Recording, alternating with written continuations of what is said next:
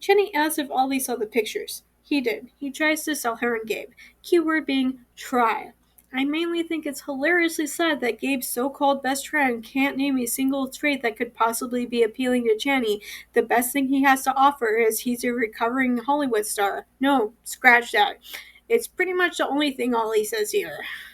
Hello and welcome to Connotation Points Video Snark. If you came here because you thought that this was an audiobook, please stick around and maybe learn some reading and listening comprehension skills. I read books and discuss what went wrong and how they can possibly be fixed. I'm continuing my read-through of Funny You Should Ask by Elissa Sussman. Not the first video, go check out the others, links are posted below. This next section is now, because of course we have to wrap everything up for the end. To my immense surprise, there isn't a bonus chapter between chapter 28 and chapter 29. I guess even the author got tired of Horace's presence. Chapter 29. Jenny wakes up and feels happy for the first time in a long time, probably because the guy she banged wasn't full of a quietly burning rage over her success. Jeremy barely made an appearance in the book and was only ever offhandedly mentioned, but he was still the freaking worst. Jenny rolls over to grab her phone and sees the article about how Channy and Gabe were photographed together. The photos themselves are insanely innocent. There's literally no funny business going on with them. They are literally sitting across from each other at a restaurant, not dry humping or whatever indecent business that you would think that they'd be doing from that article. The thing that makes all of those images worthy of a post, worthy of attention, is the look on Gabe's face. He looks like a man in love. Horace would like to remind you that up until their reunion at the restaurant, they spent 3-4 days together. Across a decade. Gabe looking at Channy like that isn't romantic, it's creepy and deranged. Gabe comes in and Channy shows him the article. He says that he wants to make a statement that everything is going to be okay. Channy is more upset over Gabe's reaction than the article itself. She says that she doesn't want to do that and she wants more time. We had 10 years, Gabe says now. They had 3 days, spent several years apart, talked to each other for 5 minutes at a theater, spent a few more years apart, and then spent 2 days together. That's 6 days across 3,652 days. They did not have 10 years. They have basically 2 days.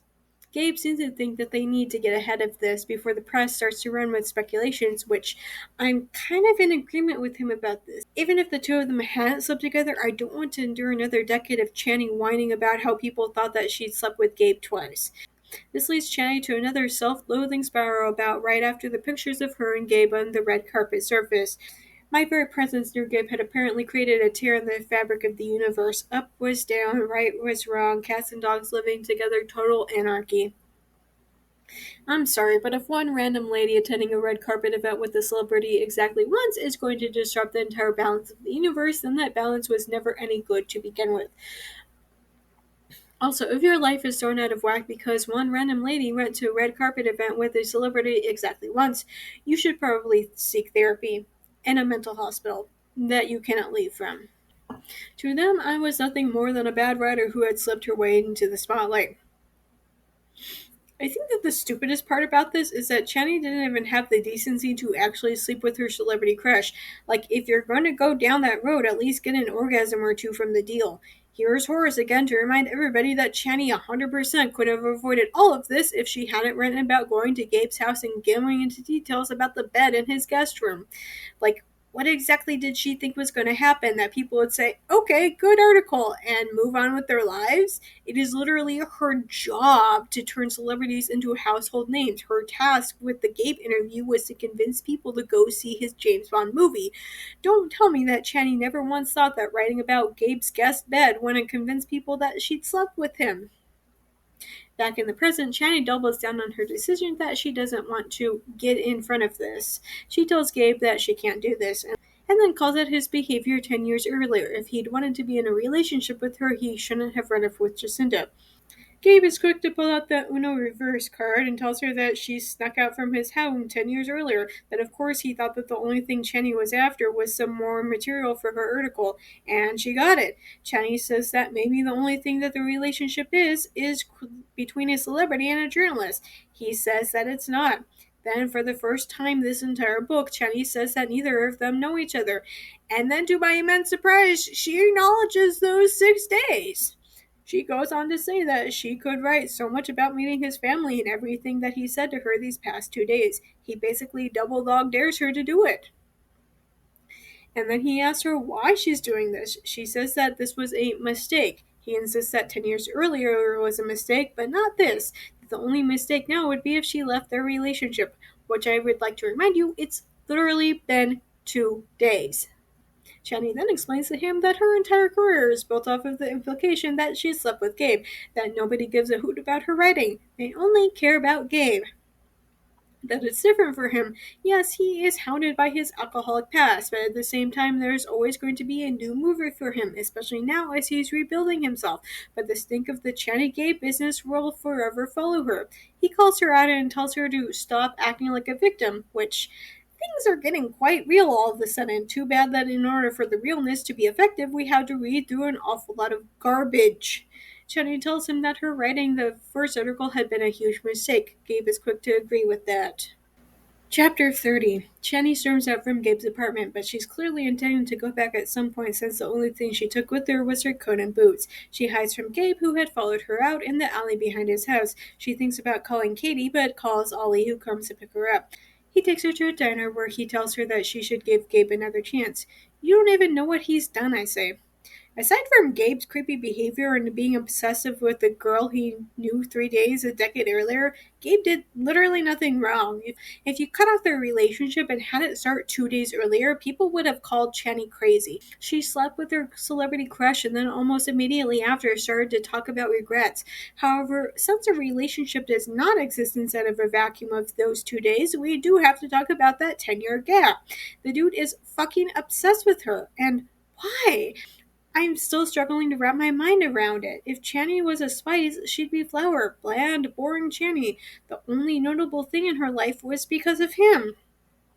Channy asks if Ollie saw the pictures. He did. He tries to sell her and Gabe. Keyword being try. I mainly think it's hilariously sad that Gabe's so-called best friend can't name a single trait that could possibly be appealing to Channy. The best thing he has to offer is he's a recovering Hollywood star. No, scratch that. It's pretty much the only thing Ollie says here.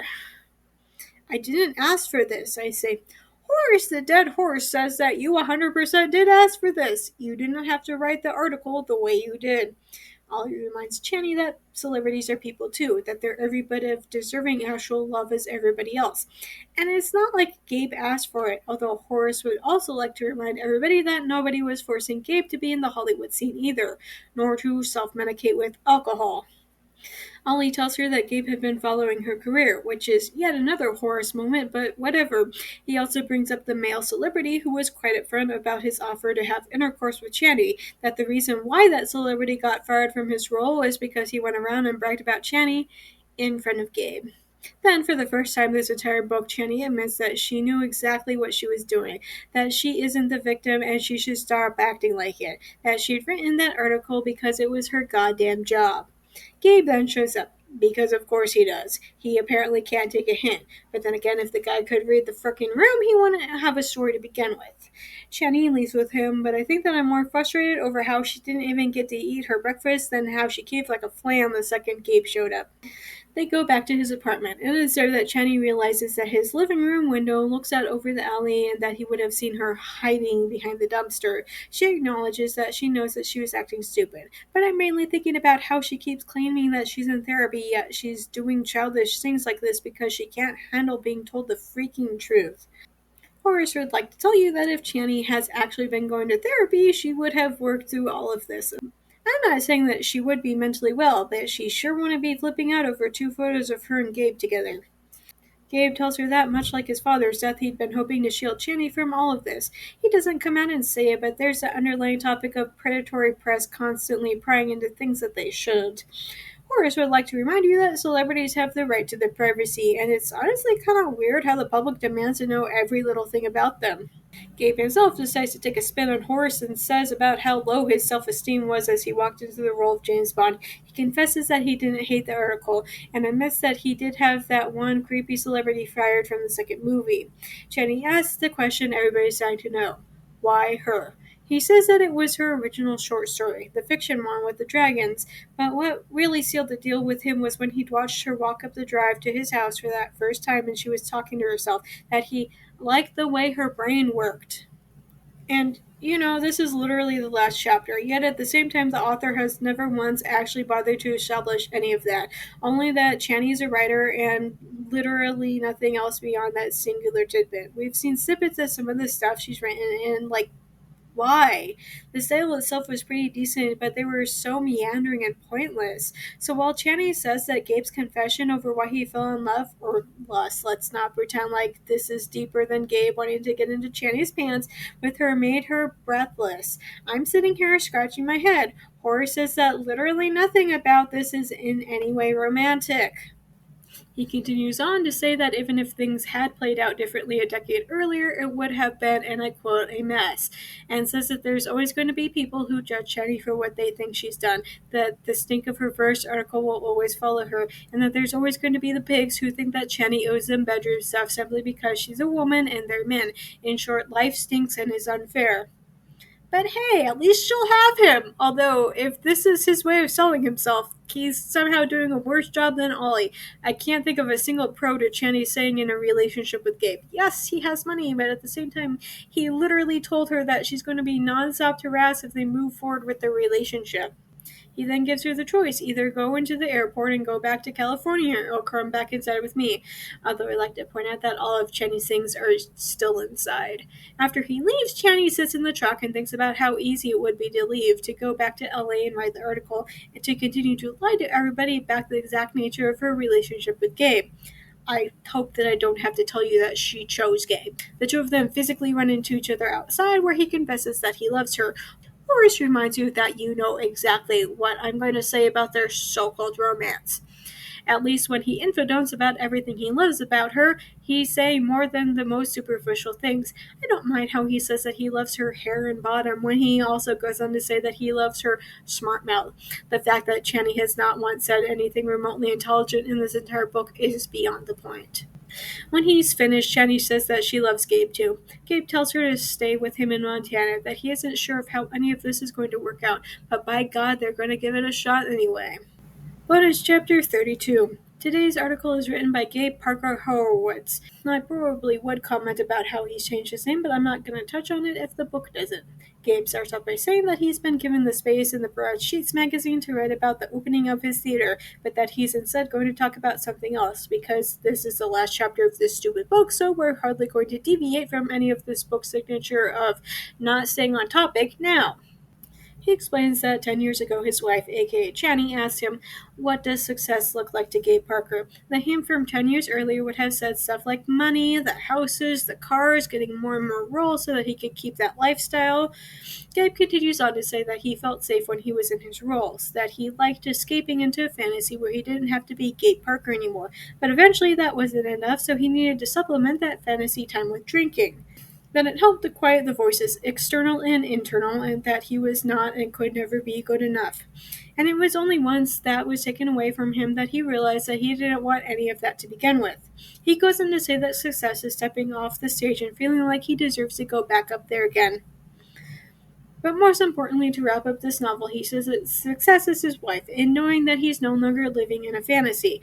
On that note, this book finally comes to a close. So now it's time for my final thoughts.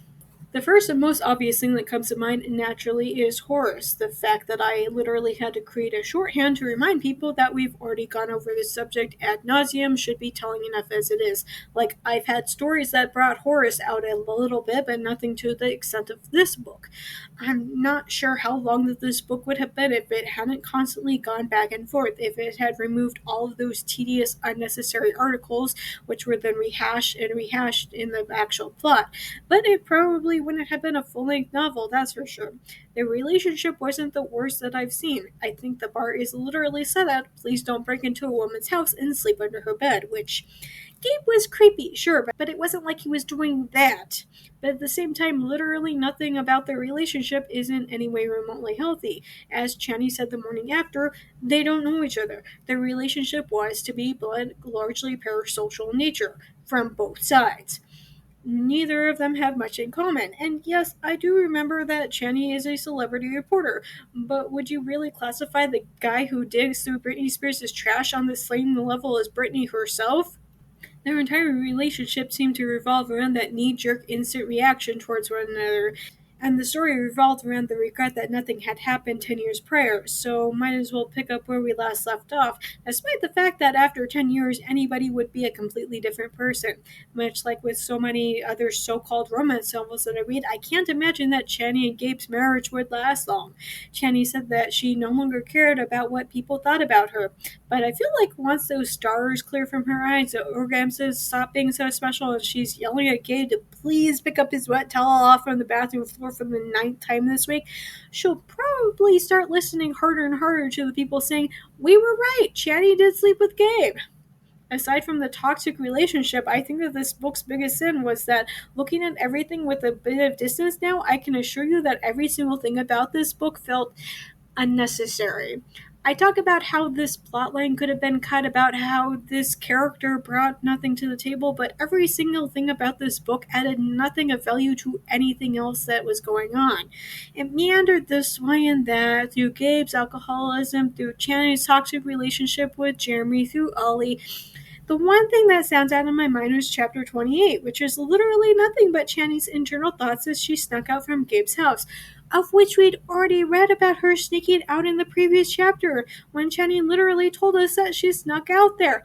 Hi there, Horace. It continues to baffle me that not only was this published, but that it won 16th place in romance novels in the 2022 Goodreads Choice Awards. That enough people out there read this and went, "Ah yes, peak literature," that they didn't find anything wrong with Gabe's creepy behavior, that it was acceptable to be hung up over a 3-day relationship 10 years after the relationship had ended. The fact that this was labeled as romance is also baffling to me, but one thing at a time, please. Anyway, up next is something that I know Ashley has been dreading immensely, but I'm going to be taking a deep dive into book 2 of the Color Theory series, Radiant by Ashley Bustamante. If you haven't seen my videos about the first book, Vivid, you should do that over the next week. Thanks for listening to my Book Snark on YouTube. New videos are up every Monday, but stick around because I sometimes drop random videos on other days too. Just as a reminder, even if you can't financially support me, there are other ways to help me out. The first is watching this video as well as all my other videos. It's also important to like and subscribe. Finally, you can share this video with all of your friends so that they can help as well. If you're already caught up with all my videos, you can go to Tumblr for my main book snarks, always free and updated every morning.